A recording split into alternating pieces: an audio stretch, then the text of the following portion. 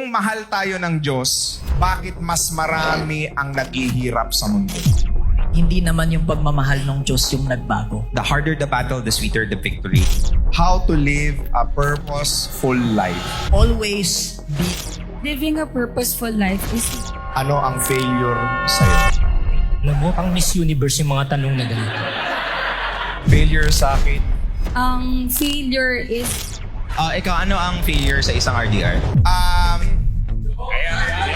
Tanong ka ng tanong sa amin? Ikaw talaga! Bakit mo? Ang hirap nga nung tanong. Mahirap nga. Ngayon ka nag-sila, mahirap nga. Ganun ka. Oo. De, pero sasagutin natin yan. Okay. Alright, good morning, good afternoon, and good evening mga boss. Probably unang tanongin natin si Coach Ras. Ano ang success para sa'yo? Simple lang, huwag maging mabigat kung nasaan ka. Higit sa lahat, nag-grow ka araw-araw to create an impact. But more than that, be someone who has an influence that will create a better place while you're still here. Thank you so much. Palakpakan po natin. How about same question, Boss RTD? Success is freedom to do what you want to do at any given time. And that success is not defined with how many zeros you have in the bank, but how much happiness that you're accumulated within yourself and the capability of sharing it to the people around you. Pinaka-greatest form of success is leaving a legacy. And that is what I'm pushing forward. My legacy is my currency. Alright, palakpakan natin, Boss RTD. Ayan. How about you, Ma'am Ems? for me, success is more of being fulfilled in your life and knowing that you're living your purpose and just doing what you love and that you're happy about it and helping out other people. So that's success for me. Boss Mix.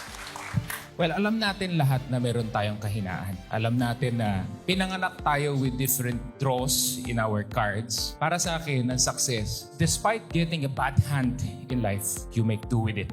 You get better and better each time. Ang success is mailabas mo yung tunay mong galing kahit mahina ka, kahit may pagkukulang ka. At kung mailabas mo yun, makita ng iba at mabuhayan sila ng pangarap dahil nakita na despite the weakness, you still able to do it. Coach Chinky. Alam mo, pang Miss Universe yung mga tanong na ganito. Hindi, yung tagumpay talaga, very subjective yan. Yes. Diba? Ang tagumpay sa iba, yung pera o oras na pamilya. May mapatunayan sa buhay. Lahat po tayo dito, huwag tayong mabulag at ipamuhay ang buhay ng ibang tao. Kung para sa iyo ang tagumpay, yun na nga, makapag-provide lang sa pamilya mo na simple lang buhay, kahit wala kang malaking bahay, masaya yung buong pamilya, tagumpay. Alam mo problema, RDR, at saka lahat mga coaches. Pagpilit natin hanapin ang mga bagay na wala sa ating buhay, napakalungkot ang buhay. Pero kung bibilangin mo lang araw-araw kung anong biyaya sa atin ng Diyos, at marunong ka magpasalamat, ikaw ay matagumpay. Grabe. Palakpakan natin, Boss Chinky Tan. Pangalawang tanong, ano ang failure sa'yo? Failure sa akin, feedback na hindi mo pa natutunan yung dapat mong matutunan para umasenso ka sa buhay. So which means if you're not yet where you are to be, where you are right now, don't look at it as a failure because failure is just an event. You'll only become failure if you give up. So no one really fails, people just give up easily. Thank you so much. Palakpakan natin si Coach Ras. Boss RTD. When you die, sa lapida, may nakasulat dyan. The day that you were born and the day that you died, the most important is the dash. What did you do on that dash? There are a lot of people, I think failure is when you live because you just want to survive. Everybody dies, but not everybody actually lives. Because most people are just living because they just want to exist. And I think if you're living a life just to barely exist, that in itself is failure. Kasi sabi nga nila, di ba? You only live once. But I disagree. You die once, but you live every single day. But most people don't choose to live because something is stopping them from actually living. The worries, the pain, the baggages, revenge that they wanna live up to. The thing that they want to achieve before becoming happy. Pag naabot ko to, pag na-prove ko sa kanya, masaya na siya. Masaya na ako. And failure is living that dash. If it was not worth it, okay lang magkamali, okay lang. But in your deathbed, if you can actually say that I've lived a full life, that is not a failure. Palakpakan natin. Grabe. Coach Ems? Failure is part of a journey. Sa buhay natin, talagang mangyayari yung failure na yun. Pero ang importante kasi yung after the fact ng failure na yun. Anong ginawa mo after? Nag-strive ka ba? Bumangon ka ba? Or nag-stay ka na lang dun at tumambay ka na lang dun? So, it's the journey itself. And makikita mo, pag you look back, na ang dami mo naman palang failures, pero ang layo na rin ang narating mo. It's okay to fail. As long as there is progress in your life and happy ka dun sa progress na yon, and you make sure na you strive harder to live a purposeful life. Thank you. Grabe, palakpakan natin si Boss Emerald Bihag. Ayan. Boss Mix? Naalala ko nun sa Military Academy, yung commander namin binuhat yung isang kadete. Squinelyuhan. Susuko ka na! Ginaganon siya. Madaling sabi si kadet, sumuko. It was painful. Perhaps pag may challenge kayo sa buhay, masakit. But remember that pain is temporary. But quitting, that's forever. And let me phrase to you something that let me survive the toughest challenge sa Military Academy. Reciting this poem, is it okay if I share it with you? Kasi baka pag dumaan ka sa pagsubok, ito yung magtawid sa'yo. Sabi doon, when things go wrong, as they sometimes will, when the road you are trudging seems all uphill, when your funds are low and your debt is high, when you want to smile but you have to sigh, when life is pressing you down a bit, rest if you must, but don't you quit. Life is queer with its twists and turns, and every one of us sometimes learns that often the struggler turns about face. When he might have won had he stuck it out. Do not give up when the pace seems low, for you may succeed with another blow. Success is failure turned inside out, the silver tint in the clouds of doubt. And you can never tell how close you are. It may be near, but it seems so far. So stick to the fight when you are hardest hit. It's when things get worse that you must not quit. Naintindihan nyo? Yes. Okay, thank you so much. Boss Chinky? Parang gusto ko nang i-memorize yung The Tree. I mean, The Tree na poem. Grabe, doon ako bumaksak. Hindi talaga. Hindi ko, ang galing nito talaga. Oh. Seriously, let's be realistic. Magpakatotoo tayo. We all want to avoid failure. Because failure is pain. Pero failure is not the person. It's a one-day event. Hindi pagkatao mo ang nag-fail. Nag-fail ka lang sa ginagawa mo, sa negosyo mo. At saka please lang naman sana, kung mahirap ang sitwasyon mo ngayon, wala kang pera, huwag mong sabihin, mahirap ako. Mahirap lang ang sitwasyon mo, pero hindi yung pagkatao mo. Tanungin niyo ako bakit? Kasi pag nagkapera ka, hindi ka na mahirap eh. Are you guys learning? Pangatlong tanong. Ikaw, RDR, what is failure?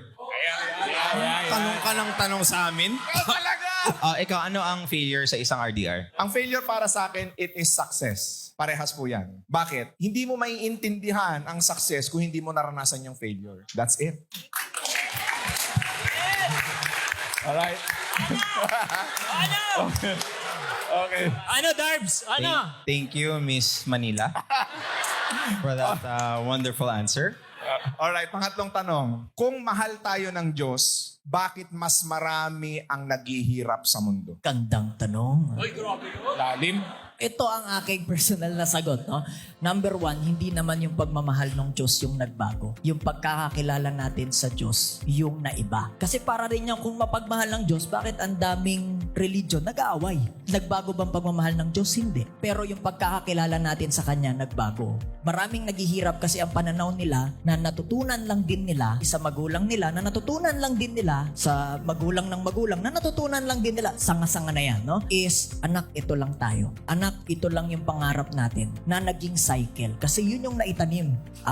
Maybe kaya ako mahirap kasi ito daw yung will ni Lord. Pag ginamit mo na si Lord, sino pang kukontra sa'yo? Pangalawa, ang mahal daw ni Lord yung mahirap. Pag ginamit mo na yung pagmamahal ni Lord sa kahirapan, paano ka pa kukontrahin yan? Wala na. So, hindi ang pagmamahal ng Panginoon ang nagbago. Bakit? Yung mga taong meron bang mga mahirap na yumaman? Ano ang difference? Nagtiwala. Merong mga nagtiwala, merong mga nag-hard work, pero hindi nagtiwala. Anong ending? Hindi pa rin naging successful or hindi pa rin yumaman. Sabi nga, no, if grace is an ocean, lahat tayo malulunod. Pero bakit maraming naghihirap? Kasi maraming gamit baso lang para sumandok. Tapos, pag inom, sasabihin, kawawa naman ako. Sabi ni Lord, Bakit ka ba nagre-reklamo? Ayan yung ocean, ba't di ka sumagap ng sumagap? Magagalit ba siya kapag sumagap? Hindi. Bakit? Kasi nag-uumapaw. Hindi naman nawala yung pera eh. Nalipat lang sa mga tunay na naniniwala.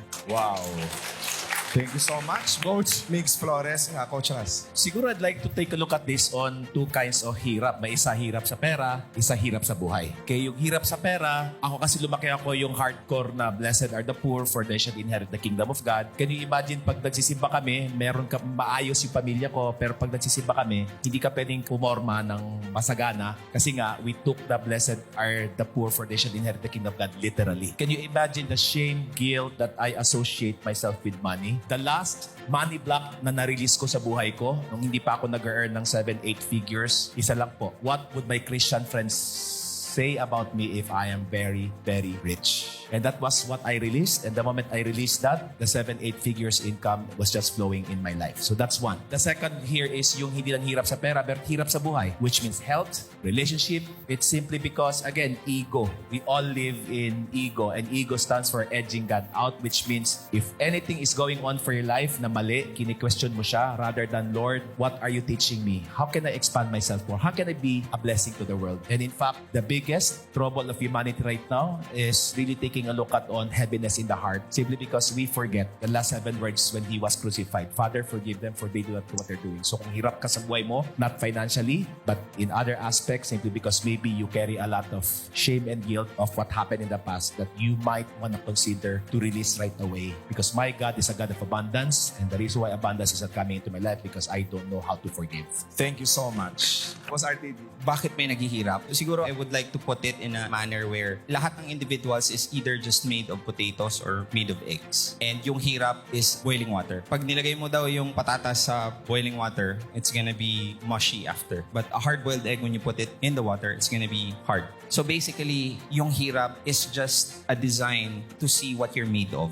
Are you made of potatoes or are you made of eggs? God wants us to be strong. And strength can be achieved through the difficulties in life. You will not appreciate the sweet until you know how the sour tastes like. The harder the battle, the sweeter the victory. And that was given to us for us to have strength. Kasi you will never meet a strong person with an easy past. That's it. Thank you so much.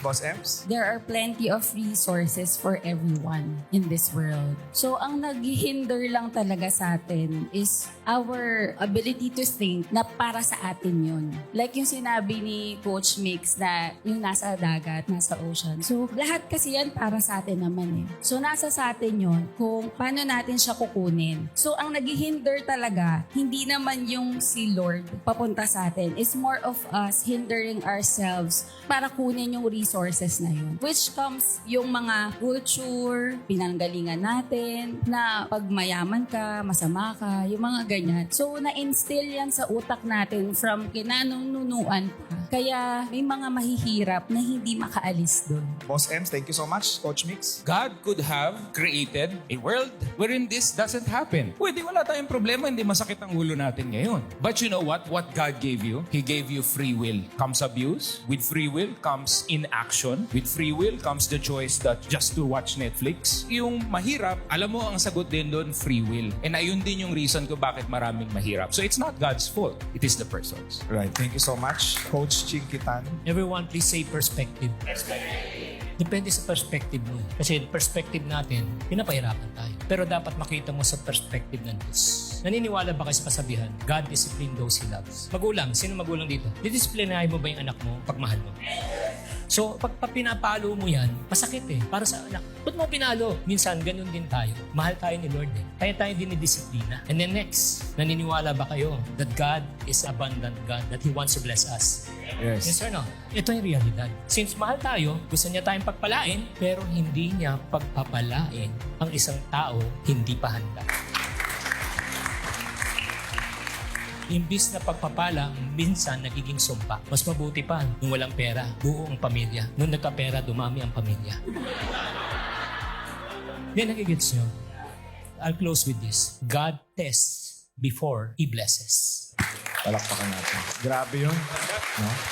Last question coming from me and then from the audience. Okay. How to live a purposeful life. always be of value. Never about money, always about purpose. Because sabi ko nga, purposeful living is about the impact and the value it gives to people. And so it relies on two things. Number one, a value that is so good. Bakit? Kasi meron akong value na pwedeng ibigay pero pangit. Ayaw yan tanggapin ng tao. Akala nung iba basta tumulong, okay na. Ang tanong, maganda ba yung tinulong muna? So kailangan ko i-grow yung sarili ko to make sure that the value I'm giving is world class. Now, marami namang tao magagaling.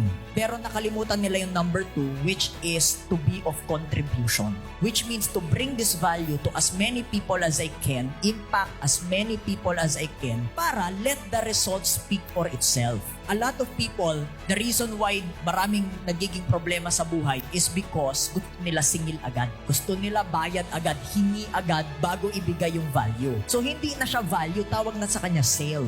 Versus, people will always buy anything they will find valuable too. Question is, do they find it valuable? Number 2, nakaabot ba sa kanila? Kasi ako as a person, ginrow ko yung sarili ko to improve my value. Pero number 2, naghanap muna ako ng maraming taong tutulungan and let the results speak for itself.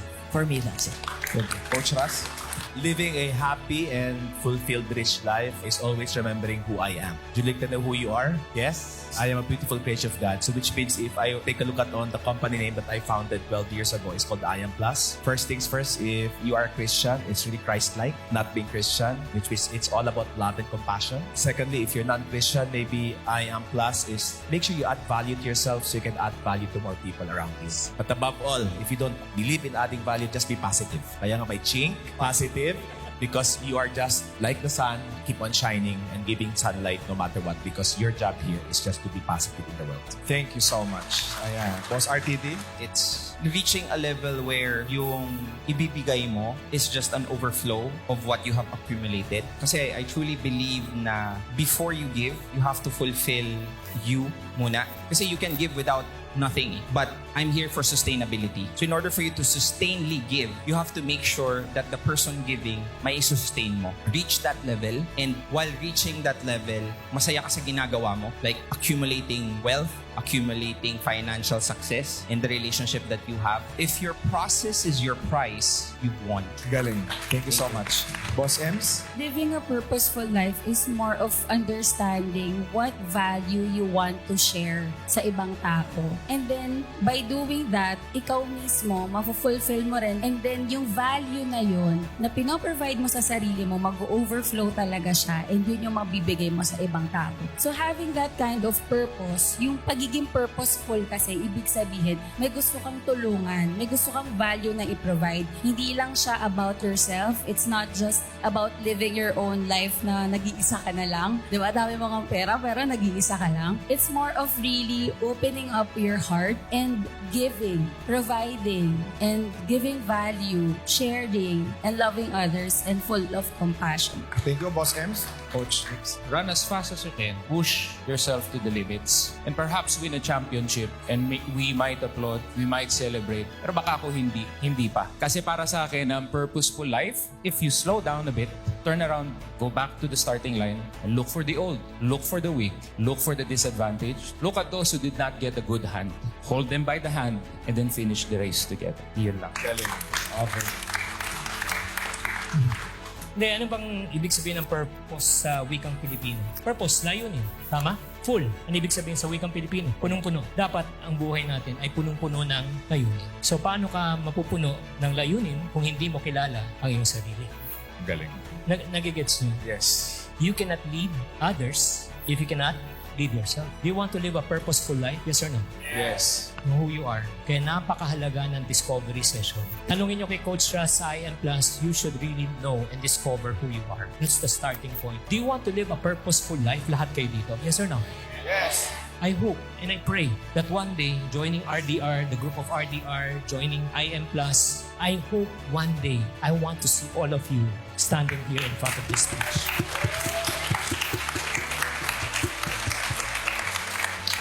Lahat kayo, may karapatan kayo. Dalawa lang pwede natin gawin sa buhay. Kung gusto, gagawa na.